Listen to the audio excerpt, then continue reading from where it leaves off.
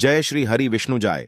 मां लक्ष्मी दोस्तों सिर्फ एक 10 रुपये का सिक्का कर सकता है आपके दुर्भाग्य को दूर, और यह 10 रुपये का सिक्का दिला सकता है आपको भरपूर धन दौलत और मान सम्मान। केवल इस 10 रुपये के सिक्के का यह उपाय ला सकता है स्वयं माता लक्ष्मी को आपके घर। दोस्तों करीब 200 वर्षों बाद दिव्य और दुर्लभ संयोग में 28 अक्टूबर को शरद पूर्णिमा के दिन इस सिक्के से करें ये उपाय, ताकि आपके जीवन से दुख, दरिद्रता और बीमारी तत्काल दूर हो जाए।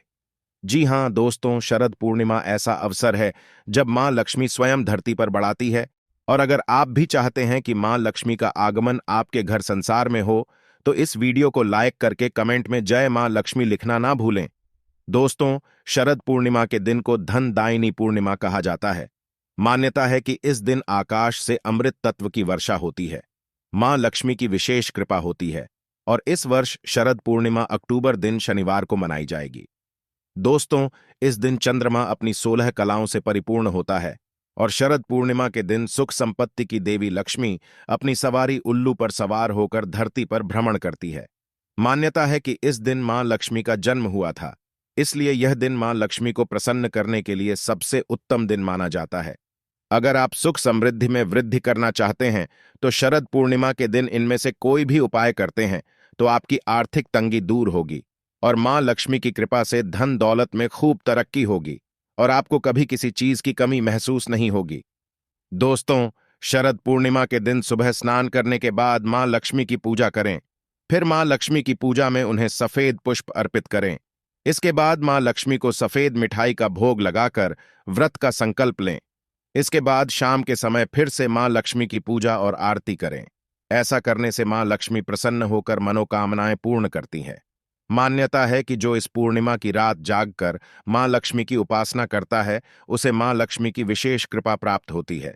दोस्तों, शरद पूर्णिमा की रात लक्ष्मी पूजन से कर्जों से मुक्ति मिलती है, इसलिए इसे कर्ज मुक्ति पूर्णिमा भी कहा जाता है।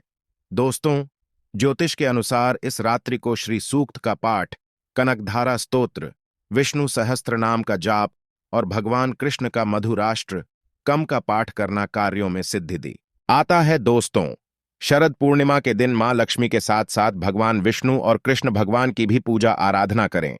चंद्रदेव की पूजा आराधना करें, और रात्रि में एक लोटा जल चंद्रदेव को जरूर अर्पित करें। कहा जाता है कि इस दिन चंद्रमा के दर्शन मात्र से ही व्यक्ति के सारे कष्ट मिट जाते हैं। दोस्तों, चंद्रोदय 28 अक्टूबर की शाम 6:15 पर होगा। दोस्तों, पूर्णिमा के दिन पीपल वृक्ष में देवी लक्ष्मी का आगमन होता है, इसलिए देवी मां की कृपा पाने के लिए इस दिन पीपल वृक्ष पर कुछ मीठा जरूर चढ़ाएं। दोस्तों, मान्यता है कि मां लक्ष्मी को सुपारी बहुत ही प्रिय है। शरद पूर्णिमा पर सुबह माता की पूजा में 10 रुपये के सिक्के पर सुपारी जरूर रखें। फिर पूजा के बाद सुपारी पर लाल धागा लपेटकर अक्षत, कुमकुम, पुष्प आदि से पूजन कर उसे तिजोरी में रखें। ऐसा करने से तिजोरी हमेशा धन से भरी रहेंगी और निरंतर धन का आगमन होता रहेगा। दोस्तों, शरद पूर्णिमा को कुमार पूर्णिमा के नाम से भी जाना जाता है। इस दिन कार्तिकेय भगवान की पूजा करने का विशेष महत्व है। मान्यता है कि कुंवारी कन्या द्वारा भगवान कार्तिकेय की पूजा करने से उन्हें मनचाहा साथी मिलता है। और दोस्तों, आज जो हम विशेष उपाय बताएंगे वह 10 रुपये के सिक्के से करना है। उपाय बताने से पहले आपसे रिक्वेस्ट करते हैं कि वीडियो को लाइक जरूर करिएगा, दोस्तों को शेयर कर दीजिएगा, और अगर आपने अभी तक चैनल को सब्सक्राइब नहीं किया है तो चैनल को सब्सक्राइब करके बेल आइकॉन जरूर दबाएगा। दोस्तों, आखिर 10 रुपये का ही सिक्का क्यों?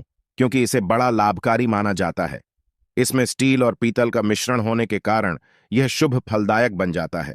और आखिर 10 अंक का महत्व क्या है?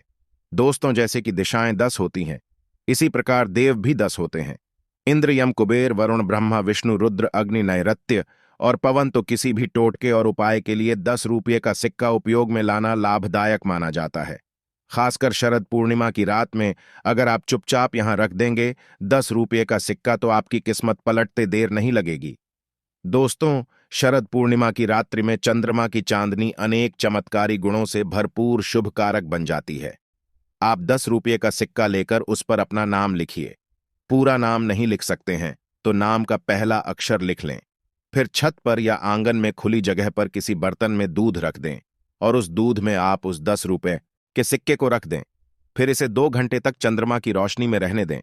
उसके बाद सिक्के को उठाकर उस पर थोड़ा गंगा जल अदाकर इस पर हल्दी का टीका लगाएं। फिर इसे ले जाकर अपने घर की तिजोरी में रख दें।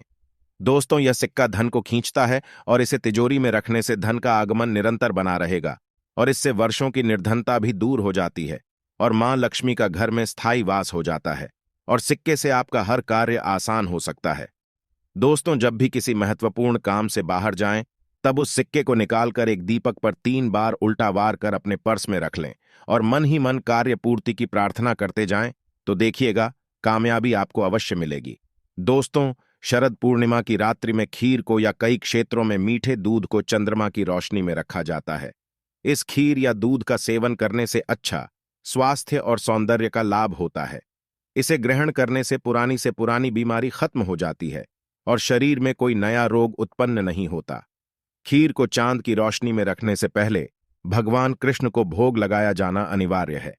अच्छी सेहत पाने हेतु, रोग बीमारियों को दूर रखने हेतु आप 10 रुपये के सिक्के को किसी खुले में कटोरी में आंगन में रख दें। पात्र चांदी का है तो अति उत्तम, वैसे आप किसी भी पात्र में से रख सकते हैं। उस पर कुछ देर चंद्रमा की रोशनी पड़ी डिडने दें, फिर उसे उठाकर अपने तकिए के नीचे रखकर सो जाएं। दूसरे दिन उस सिक्के को चुपचाप जाकर मंदिर में रखकर आए। आपको हर प्रकार की बीमारी से मुक्ति मिल जाएगी। शरद पूर्णिमा की रात हर किसी को कोशिश करनी चाहिए कि कम से कम 30 मिनट चंद्रमा की रोशनी में रहे। विद्वानों का मानना है कि इसके लिए रात 10 बजे से 12 बजे तक का समय सबसे उपयुक्त साबित होगा। जिन लोगों को आंखों में किसी तरह की दिक्कत हो, तो शरद पूर्णिमा की रात चंद्रमा को 15 से 20 मिनट तक टकटकी लगाकर देखें, आपकी परेशानी दूर हो जाएगी। इस दिन मानसिक रोगियों को रोग मुक्ति और मस्तिष्क की मजबूती के लिए आयुर्वेदिक औषधियां पिलाई जाती हैं। मान्यताओं के अनुसार शरद पूर्णिमा के दिन पूर्ण रूप से शुभ फल पाने के लिए इस दिन सात्विक भोजन ग्रहण करें। इसके अलावा शरद पूर्णिमा के दिन शरीर और मन को शुद्ध रखें और कोशिश करें कि इस दिन उपवास रखें। इसके साथ ही इस दिन चमत्कारी लाभ पाने के लिए सफेद रंग के वस्त्र धारण करें, तो शरद पूर्णिमा का अवसर हाथ से जाने न दें। इनमें से कोई भी उपाय करके अपनी समस्याओं से मुक्ति पाएं। दोस्तों, वही आपको इस दिन शरद पूर्णिमा की कथा भी जरूर सुननी चाहिए, जिसको सुनने मात्र से आपकी सारी मनोकामनाएं पूर्ण हो जाएगी। तो आइए शुरू करते हैं शरद पूर्णिमा व्रत कथा। पहली शरद पूर्णिमा कथा। मथुरा नगरी में सुभद्रा नाम की ब्राह्मणी रहती थी। वह शरद पूर्णिमा का व्रत रखती थी। भगवान जी उससे प्रसन्न हुए एवं वरदान देते हुए कहा, इसकी विधि विधान सभी को बताइए। तब वह एक साहूकार को यह व्रत की विधि बताती है। साहूकार ध्यान से सुनने लगता है। सुभद्रा बोली, मैं शरद पूर्णिमा का व्रत करती हूं, यह उसी का फल है। साहूकार ने पूछा, इसकी विधि क्या है? सुभद्रा बोली, एक लकड़ी के पता पर इकलौता पवित्र जल भरकर रखें, एक रोली से स्वास्तिक चिन्ह लौटे पर बनाइए। इसके बाद पीतल के गिलास में गेहूं के दाने भरकर रख दें। गिलास पर दक्षिणा रखें। इसके बाद स्वयं तिलक लगा वे इसके बाद 2.5 पाव शक्कर 2.5 पावर खोवा दोनों को मिलाकर पड़े बना लें।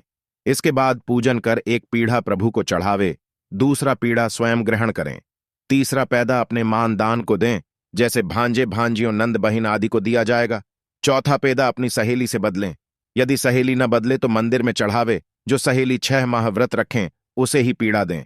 5वां पैदा घर के सदस्यों को बांटे। 6वां पैदा के भाग बनाइए, तुलसी को चढ़ाएं, गौ माता को खिलाएं, अहीर को दें, गर्भवती स्त्री को दें, राहगीर बालक को दे, कुंवारी कन्या को खिलाएं।